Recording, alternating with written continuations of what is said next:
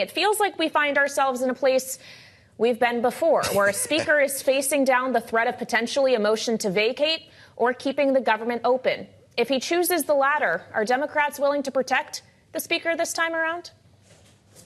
Democrats are always going to bail the Republicans out when it comes to keeping the government open. That's what's happened before. It's going to happen again here. But the speaker needs to have the courage to just put a bill on the floor when these crazy extremist Republicans, a very small fraction of the entire Republican caucus, but nonetheless a fraction that everyone seems to listen to, they're demanding extreme demands, and they're threatening to take the speaker down from his job. Well, what do you think is going to happen here? Chuck Schumer's moving on a stopgap bill, and there's a thought that the speaker might not want to be jammed by the Senate and could come up with one of his own. Is that the direction we're going in here, or are we talking to you a week from today about shutting things down? I mean, look, it could be. It's obviously an encouraging sign that the speaker came out recently and said he's not just going to cave into these hardline Republicans. I've had a lot of conversations in private with Republicans this week who quietly say, I mean, literally whispering, because they don't want to be heard by the extremists in their caucus who have so much power, that they support the deal, that they want the speaker to stick to the deal. They don't want to shut the government down. But the problem, of course, is that Speaker Johnson was elected on this premise of just catering a little bit more to the extremists. It's the same thing that Speaker McCarthy did. He said, I'm going to be a little bit more conservative and everything's going to be okay. We need to find a speaker who's finally willing to stand up to these extremists and get the job done. Do the thing that the majority of Congress, Democrats and Republicans, together with the American people, want to do to move us forward, i.e. keep the government open. Well, keeping the government open, Congressman, doesn't just require a deal on top-line figures. It requires the legislative work and actually passing the bills on the floor in time. We're talking a week here to get that done. Does the CR have to happen? And if so, of what duration are Democrats willing to pass? Well, look, the reason why Buddy Carter was on, you had a clip of him earlier saying that you think you have to have a continuing resolution is in part because we're just running out of time. The appropriators say that they don't have time to work through all the machinations, something that usually takes months for them to put together these complicated appropriations bills in the course of just a week. I'm not sure that's entirely true. They don't have to do all the appropriations bills because the way we've set this up, I mean, I think this is somewhat ill-advised. They've basically created 2 shutdown deadlines, not just one. But a consequence of that is that they only have to do about half the bills by the end of next week. I think that's doable. They've done a bunch of this work in the background. They just need to hash out the details, the final math to make the numbers work.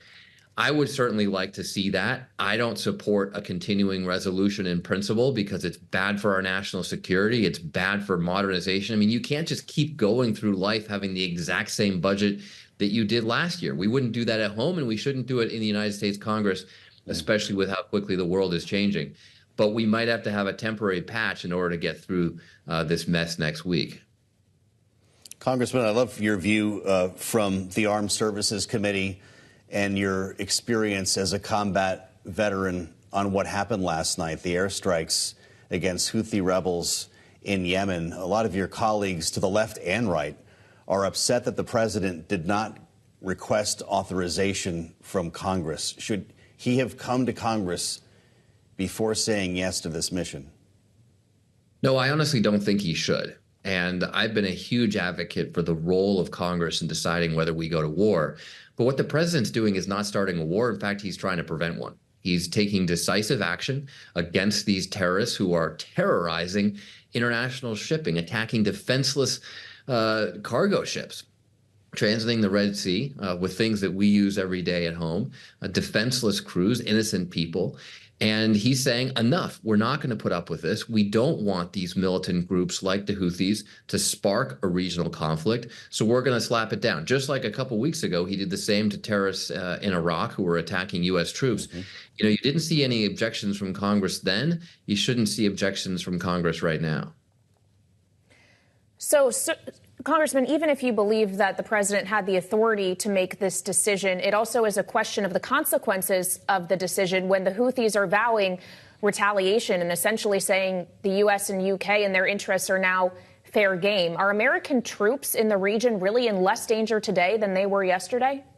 Absolutely. The Houthis, they're so degraded by this strike. You never protect yourselves from terrorists by appeasing them. And that's what these people are implying who say that we should not do anything about these terrorist attacks. We should just let them go on because, oh gosh, they might threaten us afterwards, which is, of course, exactly what they're doing. I mean, that's pathetic. We need to attack these terrorists, put them out of business. What the president ordered last night was professional. It was precise. It was proportionate. There were only 5 casualties. I mean, this was a brilliant strike, I think.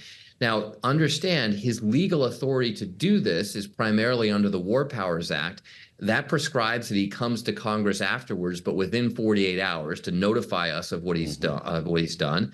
And then if he wants to continue this past 60 days, he has to actually formally ask Congress for permission. I have every indication that he's going to follow the letter and the spirit of the law as this continues. We just spoke with William Cohen, Congressman, about the situation involving the Secretary of Defense. He was authorizing, apparently, portions of this plan are being briefed on it from a hospital bed.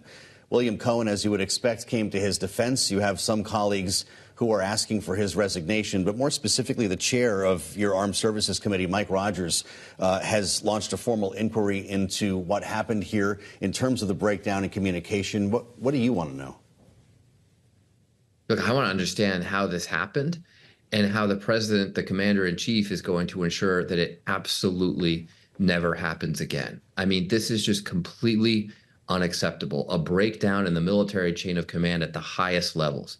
I was at the lowest level when I was a Marine lieutenant in Iraq, and I cannot imagine that happening at the lowest levels of our military. I mean, when I was a 15-year-old busboy, Joe, if I was going to be out for a week with cancer, I had to tell my boss.